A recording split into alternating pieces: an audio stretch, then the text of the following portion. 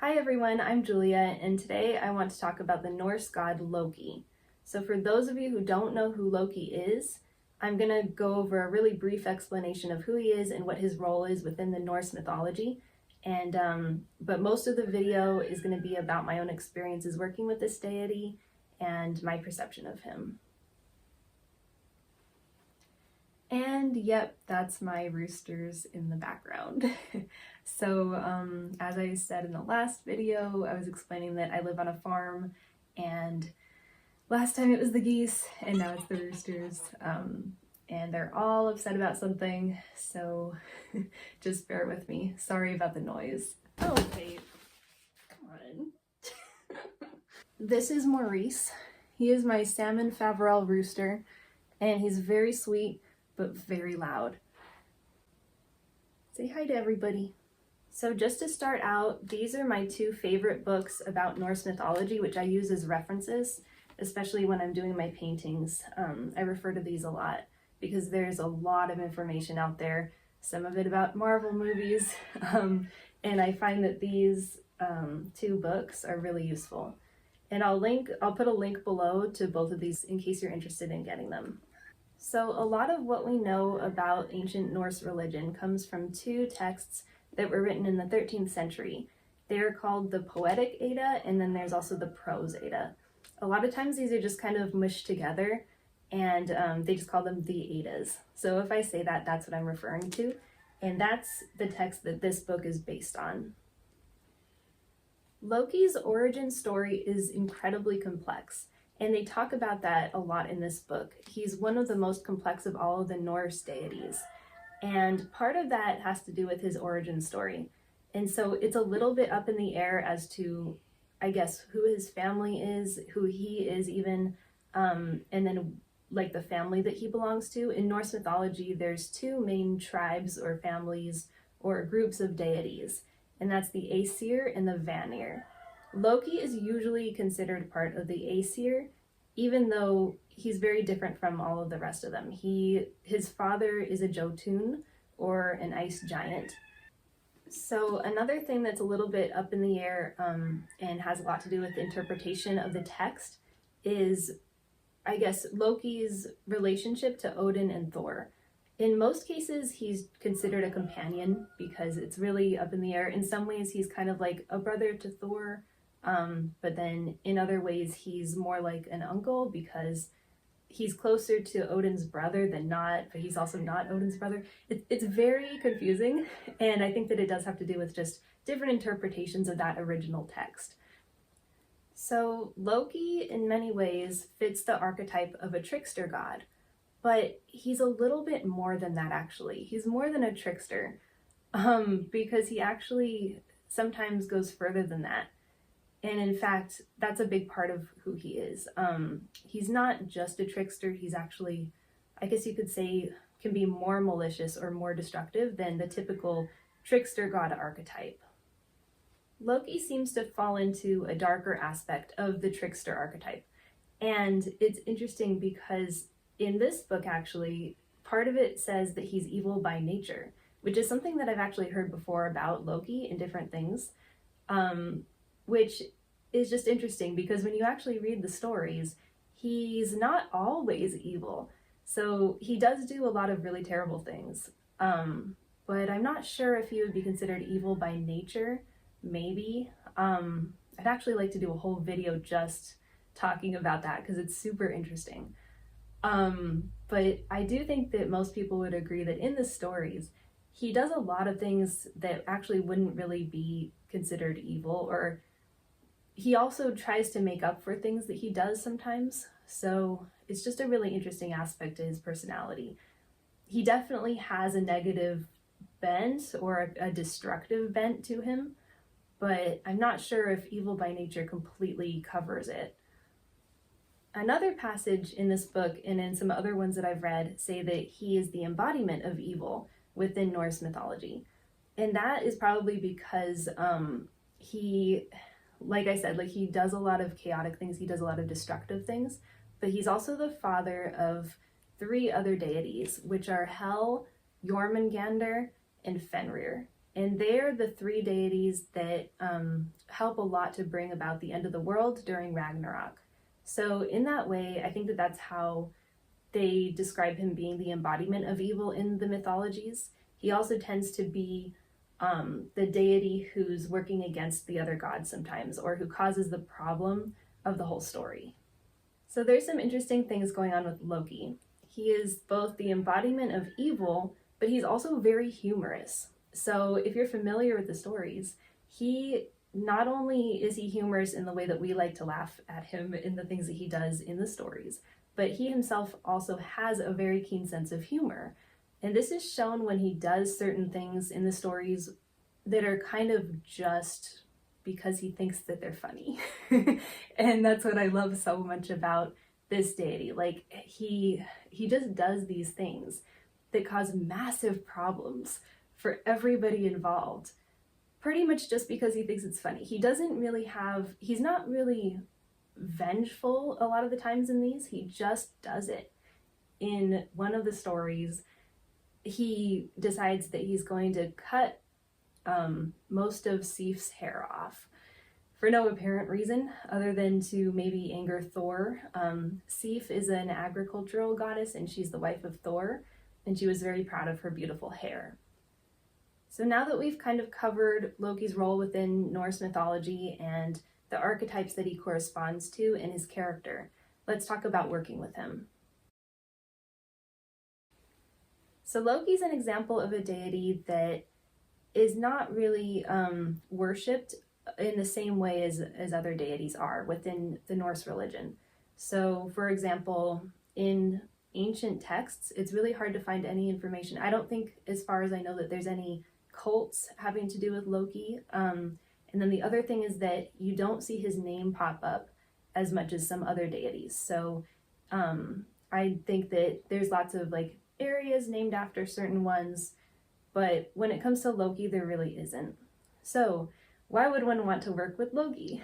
And this is something that I found out for myself when I was doing my portrait of him.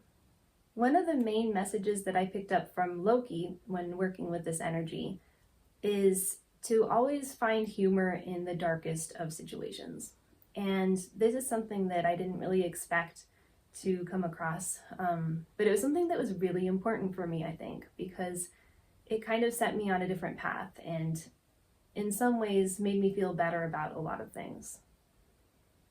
Before doing this type of work with Loki, I didn't realize how important humor is, because, I mean, it's always fun, but I guess I just didn't realize the importance of it, and especially when it comes to dealing with things that are just bad, just situations that are just bad, and there's not really a solution to it.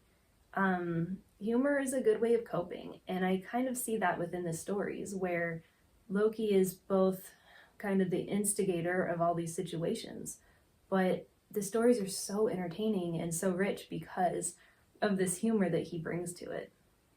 So in terms of working with Loki's energy, I feel like having a good sense of humor and kind of understanding the importance of that helps a lot in understanding him and also working with him. So as we know, Loki is a very chaotic energy, and everything about him in every way is chaotic. Even in his stories, he's the one who causes chaos. Even down to his origin story, which we don't really know. Like, there's all these different things and conflicting information. It's chaotic. And he's also able to change his shape. So he's like a shapeshifter. He can also change his sex and his gender. So that even has its own bit of chaos in it as well. And then his ability to spontaneously do things. It causes a lot of damage. So it's really interesting that he's associated with fire, because fire is chaotic, and I think it's really fitting because his whole character is like that, where he's like a flame. It can be either small and really entertaining and beautiful and everything, but then that same flame can burst out of control and cause a massive wildfire or massive destruction. And I think that that kind of explains a lot about his energy when working with him, or even just studying the things that he does within Norse religion. And this is another thing that I've taken from a lot of the darker deities that you might call them, or destructive, or I'm just going to say like more negative kind of deities energy, is that kind of concept of destruction and how important it can be. There are always things in the world that are just truly unfair and infuriating and sad and depressing.